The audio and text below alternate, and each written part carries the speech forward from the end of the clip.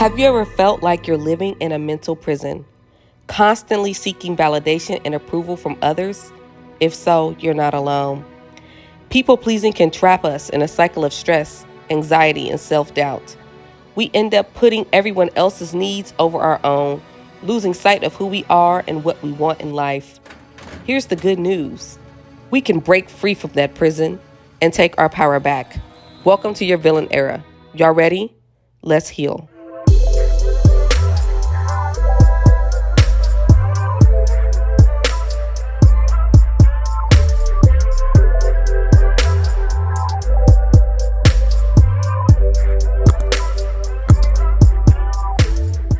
Hey y'all, it's Lisha, and welcome to another episode of Happy Healing Whole. Y'all, had to take some time off, had to handle my business, but we back. And the list of episodes that are upcoming are about to be fire. So we're going to start with the hot one. Y'all know May is Mental Health Awareness Month, so we're really going to talk about things that really motivate and encourage our wellness. And today we're going to talk about our villain era. Why is the villain era important, you ask? Well, as the intro say, we're taking our power back. We're done being people pleasers.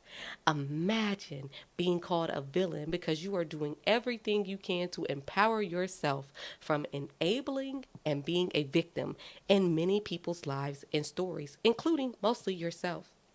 See, people use the villain era as an excuse sometimes to be cruel. Instead, what the villain era really is rejecting societal norms. It's rejecting the things that hold us prisoner to things that actually harm us. People pleasing, as a matter of fact.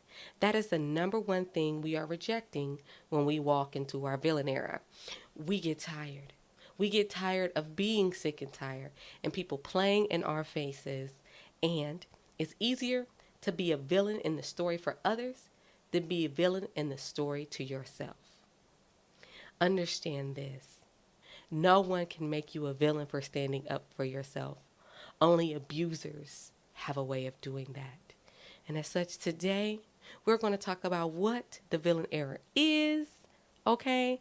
By definition, I'm going to tell you a story about my own experience in my own villain era and what I've done, and a few ways that you can stop being a people pleaser and walk into your era with amazing behaviors, actions, and thoughts. And finally, affirmations. Let's get into it.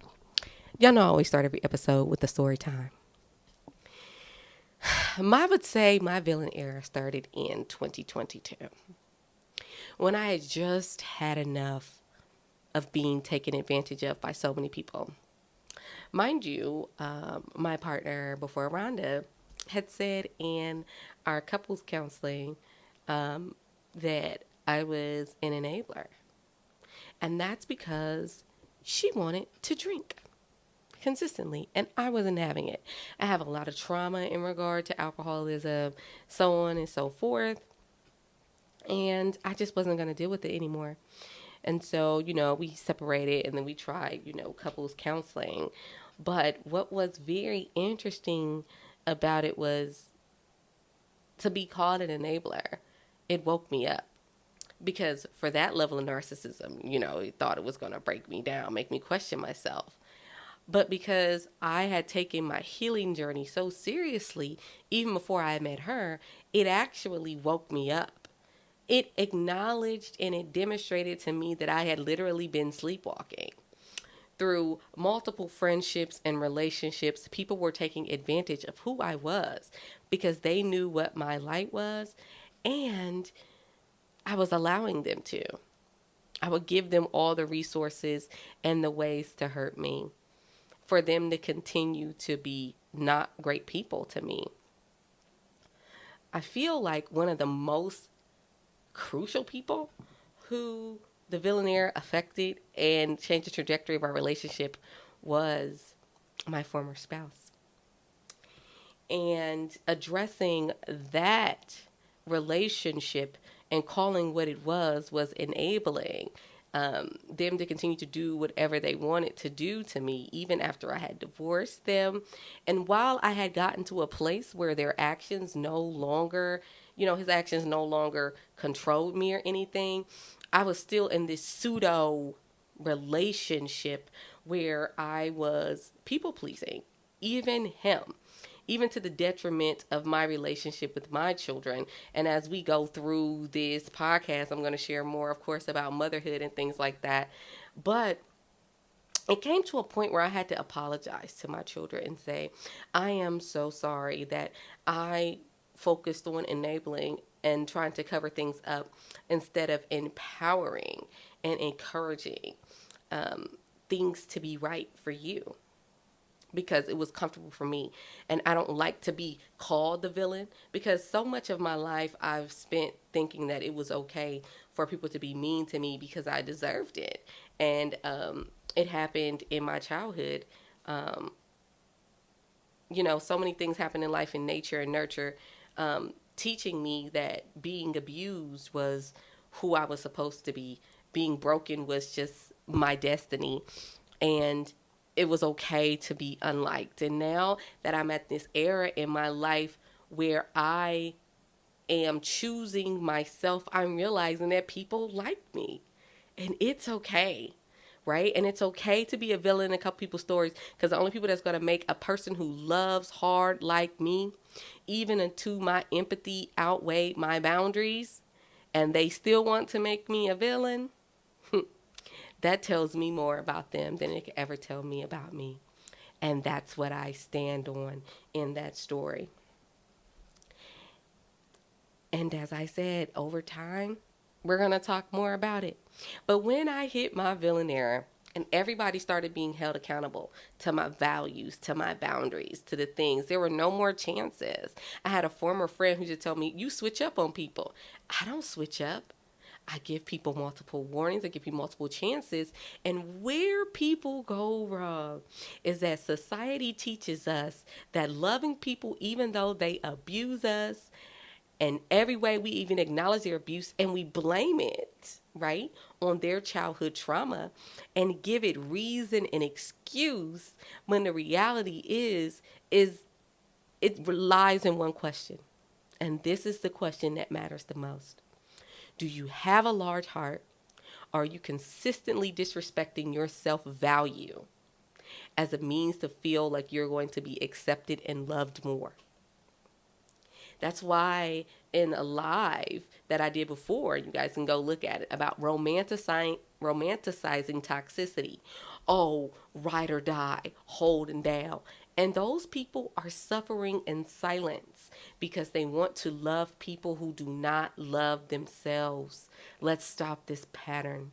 Let's walk into our villain era so we can be victorious for ourselves. Okay?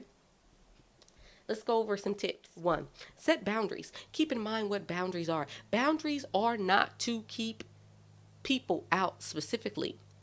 They are the demonstration of telling people how you want to be loved, how you want to be honored. Boundaries are ways that you honor yourself. People pleasers have had a specialty in prioritizing others and not loving themselves. Setting boundaries allows you to honor yourself. Learn to set your boundaries. Practice saying no. Don't be afraid to tell somebody no. It is a complete sentence. No is definitely a complete sentence. And what no does more than anything is it gives you the freedom to say what's for you and what doesn't serve you as well. And you don't have to say no to everything. You can start with small refusals and work your way up through confidence to get to where you need to be. Prioritizing self-care. We know what that is. Simple, okay? Simple but hard to do, because we need to make sure that we are nourishing our well-being and taking care of our mental and our physical health. We went over that in the last episode. We were talking about mastering our emotions. HALT. Hungry, angry, lonely, tired. Prioritizing our mental and our physical health. Making sure we're exercising. Making sure we're going to therapy and things like that. do a values assessment. Check your values. Check in with your values. Make sure that they still match things. A lot of the reason why I decided to go ahead and embrace who I am in my life was when my previous therapist told me to divorce the expectations that I set for myself as a child. Because oftentimes those expectations are actually the expectations of others. They're not the things for yourself. So when you really sit down and assess your values, you really open up yourself and make yourself vulnerable and empowered to receive the things that are really for you. Seek support. Make sure, as we stated before, mental and physical health are definitely paramount in your villain era, because you want to make sure that when you're in your villain era, you're the most vulnerable. You want to ensure that you are not hurting other people as a means to say that you are saving yourselves, because then you will be recreating and projecting the things that are harming you. Let's come out of that. Okay? Celebrate progress. One day at a time. See, when I started my villain era, I got excited. I'm like, oh, I just said no. I wasn't going to work out that situation with their parenting. I was going to focus on nourishing my own. I decided I wasn't going to pay tit for tat, and oh, did I want to? I absolutely wanted to. I wanted to play tit for tat, but decided not to, because playing tit for tat does nothing but exasperate the situation and rob myself of my own power. It is not worth it. Another thing is to develop assertion skills. One of the next episodes upcoming is going to be talking about assertive communication. I said what I said is what Nene said. Say what you say what you mean it, stand on it. We have to be very careful and we have to be very mindful of how we say it. Assertive communication is essential. Do you know why? Because it demonstrates how you can communicate your needs while acknowledging the space that the other person needs as well. No is the first start to assertive communication. But most important is being able to demonstrate your thoughts and feelings without being aggressive. It is doing so in a way that is care and love. It's practicing the 4 T's, which is coming up as well. Truth, tone, tact, and timing. Understanding being a communication guru and being able to assert yourself, not just for you, but for others, is essential in your villain era. Reflect on your past experiences. Take a self-inventory and reflect on the things and why and how you too have been a villain to yourself.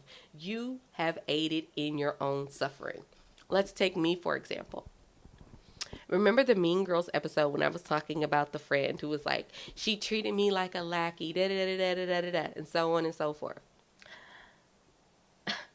For years, not only did she do that, but she would strategically reveal my secrets as a means to progress her art, or make jest of my secrets for so long, and I would be like kind of taken back, but then understand. But there is no understanding when people breach your trust. What was in me that had been so conditioned to think that that was acceptable as a friend? Not showing up to my birthday every year, but I'm always going to her birthday and her events. But it was acceptable to me. Her showing up to my birthday, not because she wanted to come, but because she wanted to see how I was doing. She wanted to check in on my life that I manifested. Choosing yourself, okay, guys? Choosing yourself activates the law of attraction to bring things into you. Because when we're choosing other people, we are taking on the things that they have. And what we're actually really doing, let's be frank, okay? We aren't getting the things that we desire because we're so focused on pleasing others. Period. And with that being said, focus on our goals. Think about how much energy you spend in focusing on others that you never make the time to focus on yourself. If we do not pour into ourselves, we cannot be surprised that others won't pour into us. We cannot be surprised that our cups are empty. We cannot be. And by focusing on our goals and concentrating on what we want, it will allow us to fulfill our own potential.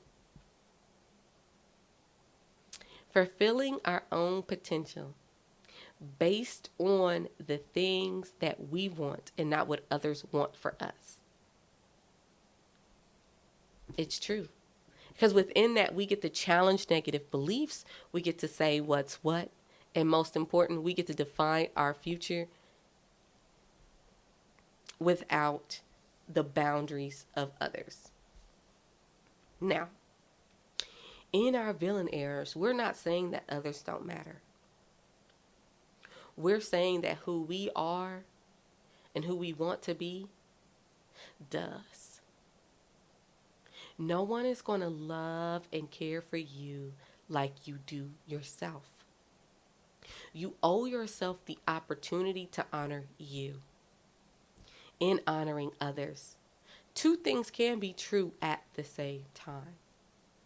But my concern is, as a former people pleaser, as an experienced enabler, I want to empower everyone, including myself, to continue to live our truths in a way that it should not and does not matter what others feel about us. No one is the author and the finisher. Whatever you believe is. And it doesn't need to rest in other people.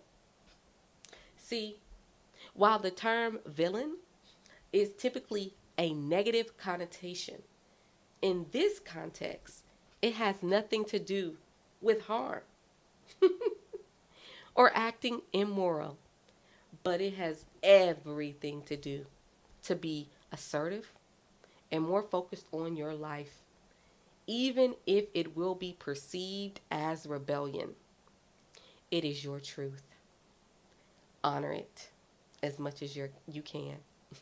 Again, welcome to your villain era. So, let's go over them again. Our steps to stop people pleasing. Set boundaries. Boundaries are to honor yourself. Okay? Practice saying no. Absolutely. No is a complete sentence. Do not lose that truth. Practice self-care. Take care of yourself. Halt. Exercise. Mental health. Okay? Identify your values. Do that in a way where you are doing a values assessment. Make sure the people who surround you match your values. You can't just have everybody around you. The values people is iron sharpening iron. We all want to grow. That's why values are important. Seek support. Get therapy, whatever you need to be successful. Celebrate your progress. Take it one day at a time. Develop your assertion skills. I said what I said. I mean what I mean. Be able to be emotionally intelligent enough to communicate what you need while also acknowledging the needs of others. Reflect on your past experience. Take a self-assessment of how you played in your own suffering. Okay? And most important, focus on your goals. Begin to be able to achieve the things that you desire. Now, y'all know me. Y'all know I love y'all. And I'm going to definitely give you some affirmations to make this better. Things that you can journal or say to yourself so that you can believe that these things can be true. Number 1, I am worthy of respect and love regardless of other people's opinions. You are worthy of respect and love regardless of other people's opinions. 2, I have the right to say no without feeling guilty.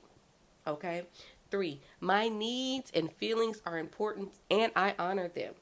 4, I choose to prioritize my well-being and happiness. 5, and most important, I trust myself to make the decisions that are best for me. Your empathy no longer has to outweigh your boundaries. I'll say it again. Your empathy no longer has to outweigh your boundaries. You can acknowledge that a person is acting out of their trauma, but you will no longer excuse that as a means to think that it's okay for you to be treated badly. Let people sit with their own ghost. You do not have to unearth that. And I love you guys so much, I'm going to say something that might startle you. We're no longer going to romanticize toxicity in relationships and people, even those that we see on TV. We need to acknowledge what's toxic and what is not working. And I always say all the time that we have to be very careful of our impact of our influence. When we tell people that those things are okay, we are telling them that it's okay for them to be mistreated too. And if you're not helping in your influence, you are hurting. I love you guys so much. And join me on my villain era that I've been in for 2 years. And the only thing that I've lost are losers. And the only thing I've gained is God and myself. I'm very grateful for my villain era. It's finally allowed me to honor all the healing work that I've done that no longer matches with people that make my plane heavy with their baggage. Keep your head up and on swivel. I love you. Mean it. Have a great day.